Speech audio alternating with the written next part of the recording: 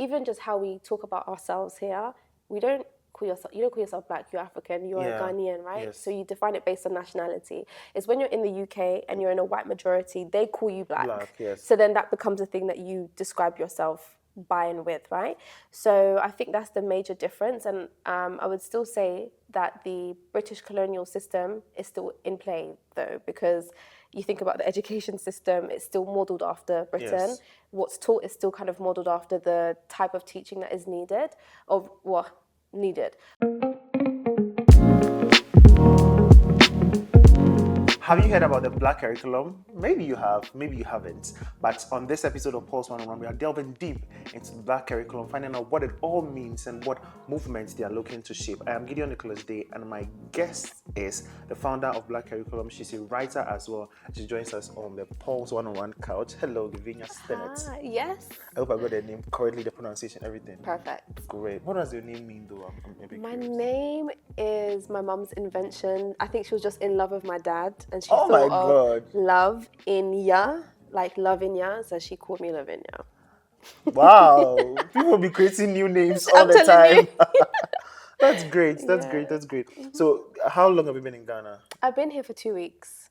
Wow. Yeah. What was the It's a inspiration to come short to it's a Ghana? short work trip. We wanted Oh, to okay. screen the film that we've just created. Right. It's called Omitted, and it's looking at reparatory justice in the year that the African Union has made for reparations. Mm-hmm. And so we just screened it in Adenta at the Library of African Descent. Mm-hmm.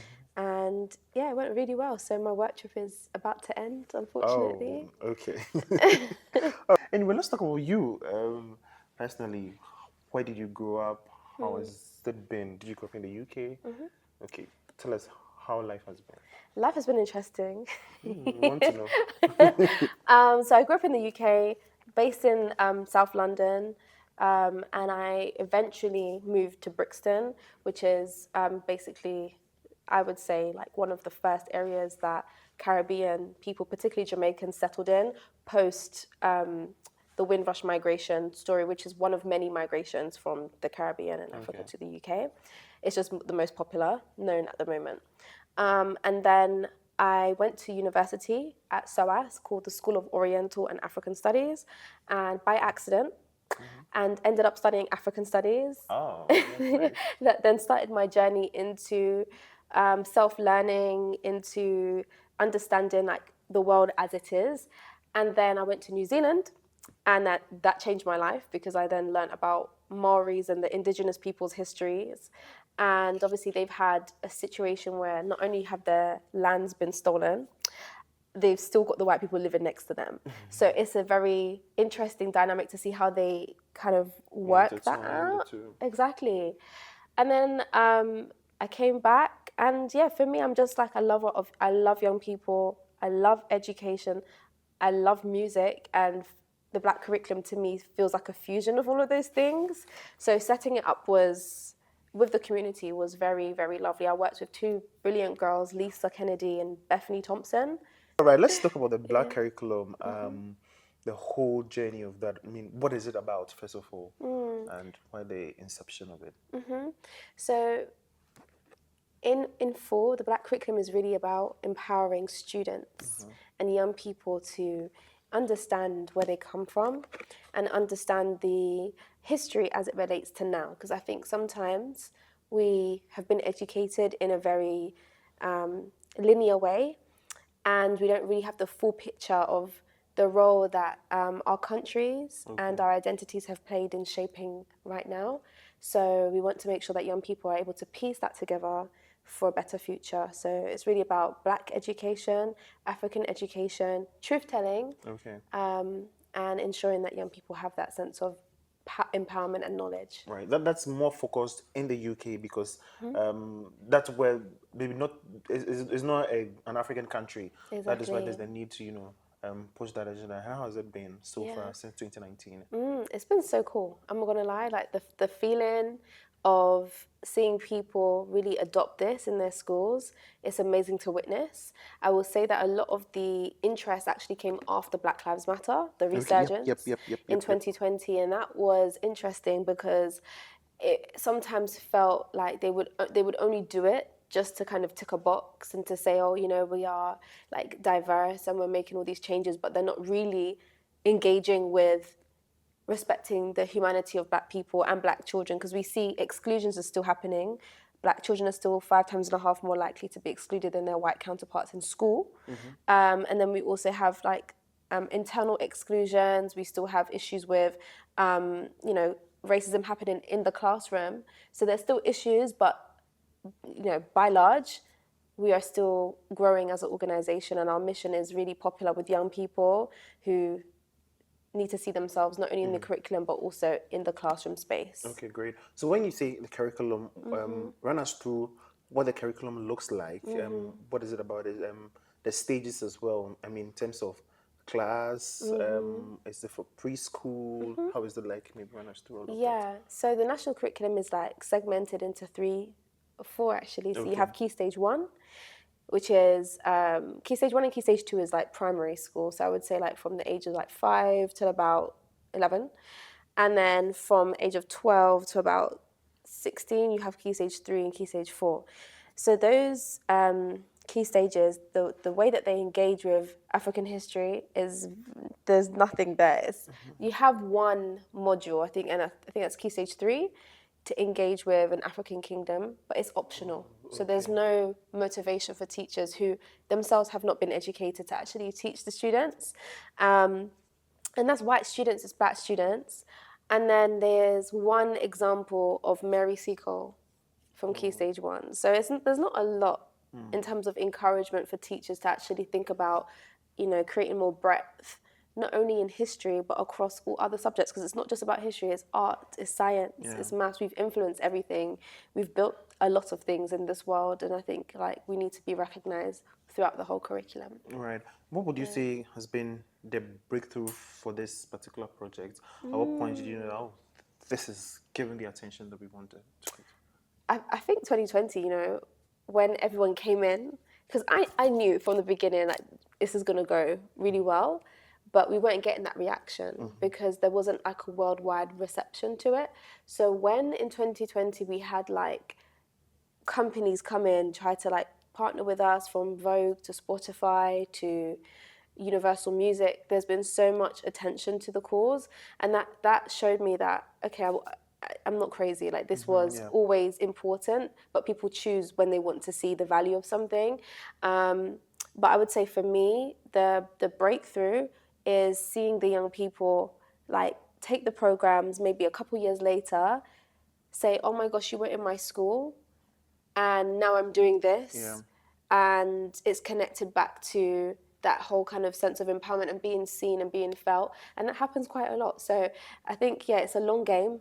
The results aren't always like this, like instant, but it's so deeply touching when a young person is able to kind of create a world where they are empowered and they're setting it. Do you face any challenge in pushing the agenda? I mean, for some schools that might be a bit white schools, Yes. How easy or difficult has it been penetrating and convincing them? It's very difficult sometimes because they don't see the need. They're like, oh, if we don't have any Black students, then we don't need to teach it. I'm like, that's exactly the problem, because you're creating a generation of white children who don't see the relevance of Black people or like what we've done for the world.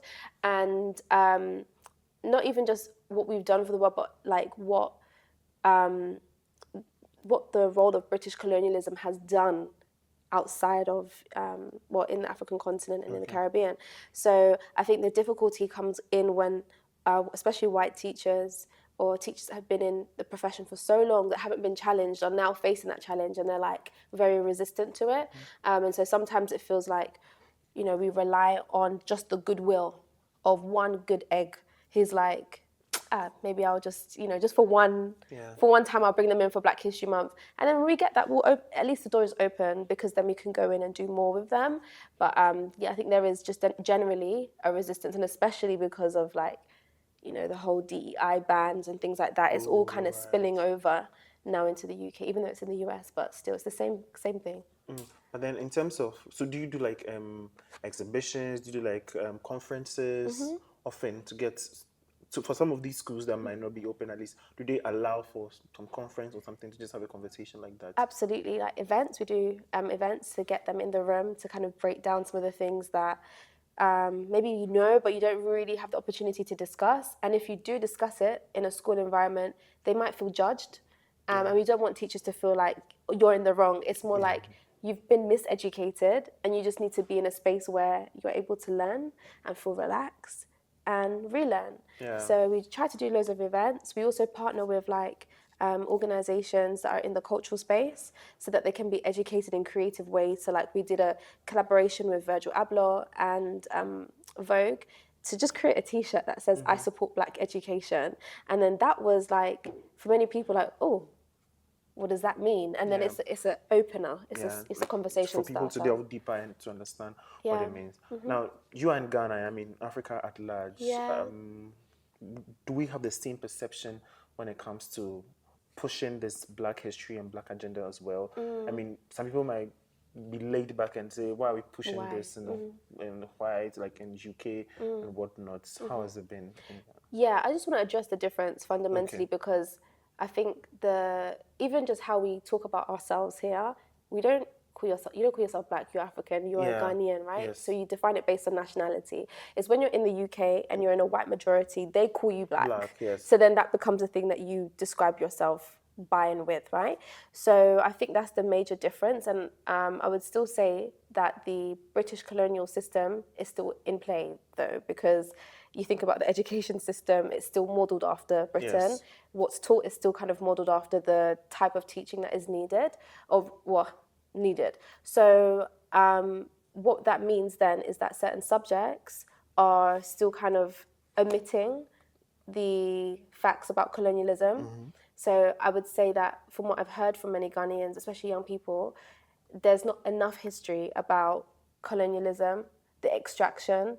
There are some things about Ghanaian history that are promoted, like, the national story, and then you have like specific tribes histories, like the Ere and the Gar. So you have that kind of like perception, but ultimately there is still a missing piece, and what that therefore does is that people don't see history as a thing that is important. So you'd rather say, I'm going to go for law or I'm going to go for STEM because that's going to get me money, but then you ultimately kind of lose out on the ability to share and showcase your history through another creative way. And it's not that history doesn't make you money. It absolutely can. You've got the tourism sector, you've got lectures, you've got just musicians that showcase their history. So there's different ways you can do it. But do you think that Africans are kind of like shying away from their culture in general, like trying to, just like you mentioned, law, doing some of these traditional, accepted jobs and occupations, is it having an effect on our culture and even promoting it? Yeah, so when we did our screening, there was a girl who, she just shut the place down. She was so good.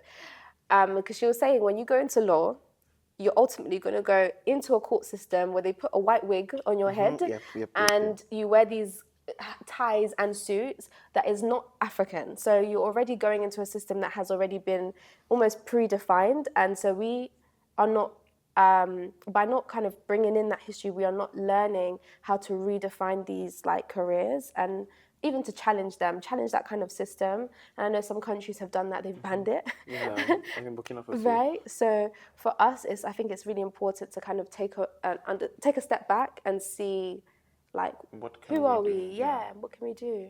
But has there been any significant government interventions from any government at all that you think is laudable when it comes to Black history and promotion of, the Blackness in general? Yeah, I think it comes with like removing imperialism. I think obviously we can say Ibrahim Traore and like I think a lot of great work has happened with the communities in South Africa, particularly with the apartheid history, and just reclaiming some of those spaces and those narratives. I think that we can look to some of those nations to say that we need to kind of like think about the value that we have before we think about what the West can bring, and using those models as like what success looks like, but starting with our own selves, our own histories, our own resources, our own brands, because we was even have this conversation about the entertainment sector with someone, and there's this idea that like, oh, the more you kind of embrace these brands like, I don't know, Jack Daniels and Hennessy, like you're seen as like flossing, but like what about like Ghanaian brands?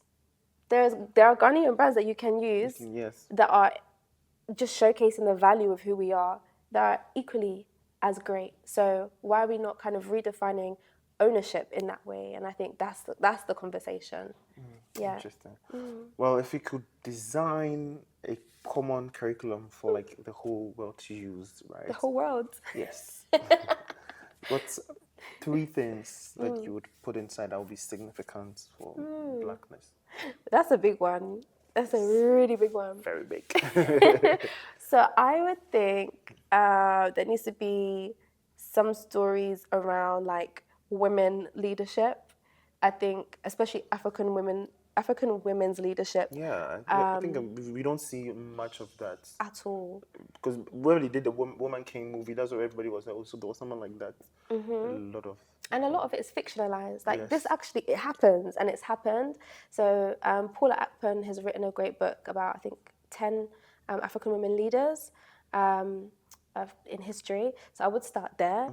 And then I would also kind of look at the influence of like music and the limitless nature of people of African descent. Like I always, like in my head, I'm like, this is a beautiful story. The fact that yes, there is pain and suffering in the story of enslavement, of how we kind of were taken from the Gold Coast and, you know, put in the Caribbean. But look at how our music and food and the absolute influence that we've had from just these small islands to the rest of the world, and it's feeding back. So I would look at like the kind of that kind of oral movement and that story.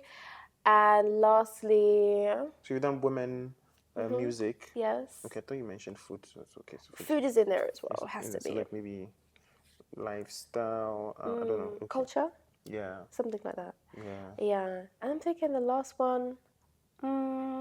Something in like STEM, like maths, and like how it all kind of derived from here. It did.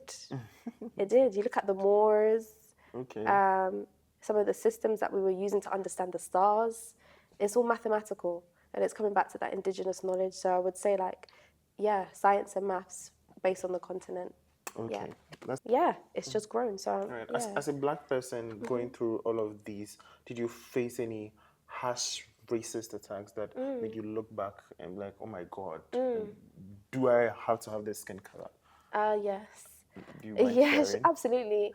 And I would say like racism for me is psychological, because that is what takes a toll on your mind. It's not people always throwing a banana at you or like hurting you physically. But yeah, I grew up in a predominantly white school. And yes, there were Black people there, but I think my first experiences of racism was more around like, double guessing the mental aptitude that I had to do my exams and stuff. So it's kind of like they had a very low expectation of me.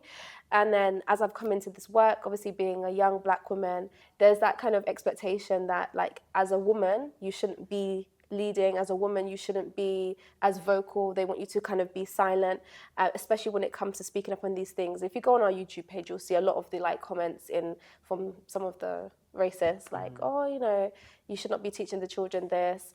And then, yeah, I've definitely had, even in applying for grants, I have had people literally say like, this work is not going to be successful. Education is not going to solve racism. I'm like, that's exactly what's going to solve racism. That's why you don't like it, and that's why you said what you said. But yeah, there's been like microaggressions and macroaggressions and things that have definitely tried to take a toll on. Do you know which part of Africa you're from, or are you? I don't. And in me, I'm like, do you know what? Do I want to know? Like, what is it going to change? Do you get? So my mum, she's always said she believes she's Ghanaian. She's had dreams. She said I believe her as well. But yeah, I'm definitely West African, 100%. I just don't know where. That's nice. Okay, I'll just keep what I was going to ask.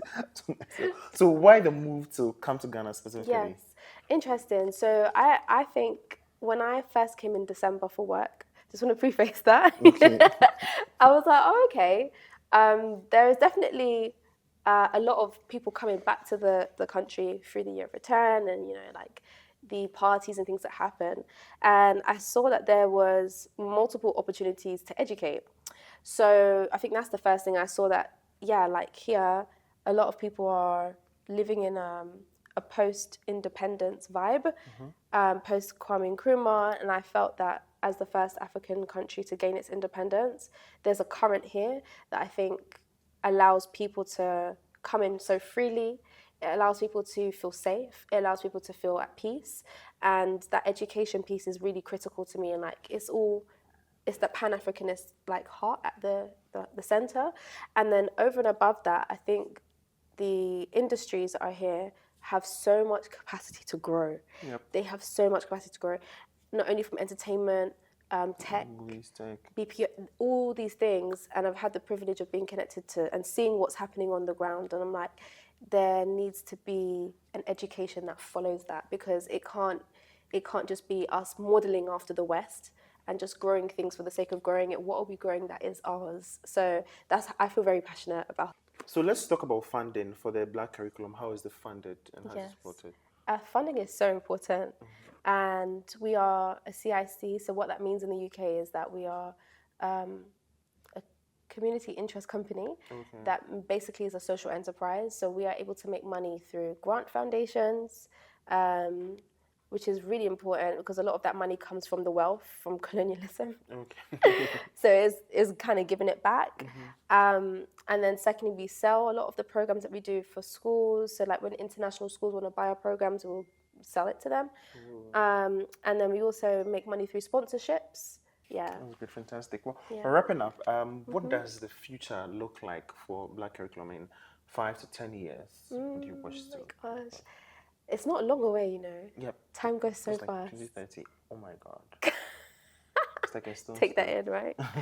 So 2030, 2035, I see Black curriculum being embedded in the institution. So like when teachers have to do their qualification, they have to go through a Black curriculum training and an ongoing training that's part of their CPD, so that they are actively energizing the next set of students that they're going to raise up. I see Black curriculum qualifications, creative careers as well being launched through the Black curriculum work. I see us doing a lot more kind of events in the entertainment space, creative space, because all of this it's about our creativity and ingenuity, and we want to be able to support young talent coming up like that. And ultimately, Black history is like, or African history, it's seen as equal and even better than European history, which is the history that we've been indoctrinated with. So a proper reclamation. Proper reclamation. Yeah. Okay. If you could give an advice to any change maker, just like you, pushing and facing obstacles that you're facing, what would you say? I would say take your time to figure out what it is that you're working towards, because sometimes those obstacles can look so grand in the moment, and be patient because you just don't know what's going to come. Usually the thing that you want is literally next door, but that obstacle is designed to make you feel like that's it, and it can never be. So please be patient. Please take your time to, I don't know if you are of faith, but just have that faith and just believe that it's coming, because it's right next door. It's coming and it's right next door. Okay. And that looks like us doing something in collaboration with a brand, and then it could be a podcast, it could be an activation, and they give us some money for that. And individual donors as well. That's nice. I mean, we need more individual donors as well, right? We do. Okay, great. Thank you so much for joining us, Lavinya Stennett. She is the founder of Black Curriculum. She's a writer as well. Give us one fun fact about you. One fun fact. I can go on my head top. I am Gideon Nicholas Day. This has been Pulse One-on-One, and thank you so much for coming. Thank you. I hope to see you again some other time.